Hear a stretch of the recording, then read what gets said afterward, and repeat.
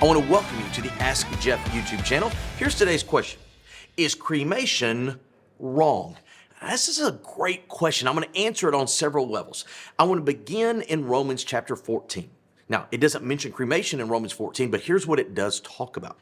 That there are primary issues of the faith, the deity of Christ, the resurrection of Jesus Christ. There are secondary issues of the faith, the means, the mode of baptism, etc. And then there are third level areas. In Romans 14 specifically, it speaks of eating food offered unto idols on a certain day, worshiping this day versus that day. In other words, what Romans 14 is saying is there are some discussions and debates we have even within the faith that are not primary to the faith. I would claim biblically that cremation falls in line with this, that whether one is cremated or not does not determine their eternal existence. That's based on Jesus Christ. I would even claim that whether one is cremated or not, or their desire to be, has nothing to do with their walk or their fellowship with Jesus Christ. We see what we know as cremation forbid in the Old Testament. And the reason you do so is because nobody in the Old Testament was born again. Nobody, according to Colossians 2:10, had their flesh circumcised from their soul.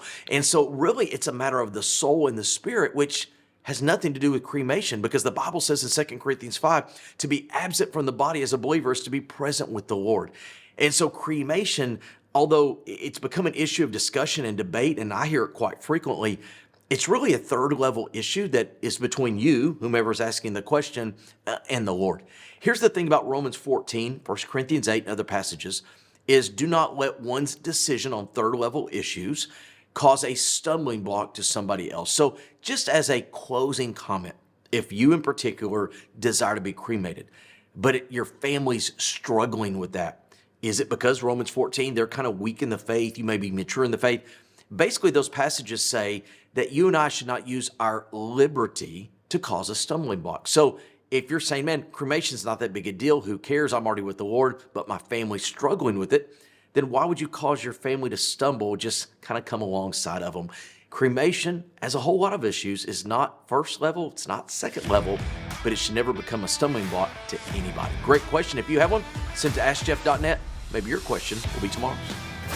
Thanks for being a part of today's daily question. Now, we answer a question each and every day. Please feel free to submit a new question at askjeff.net. We may not have gotten to yours today, but we eventually will continue to be a part of this. Subscribe so you don't miss out on a question every day.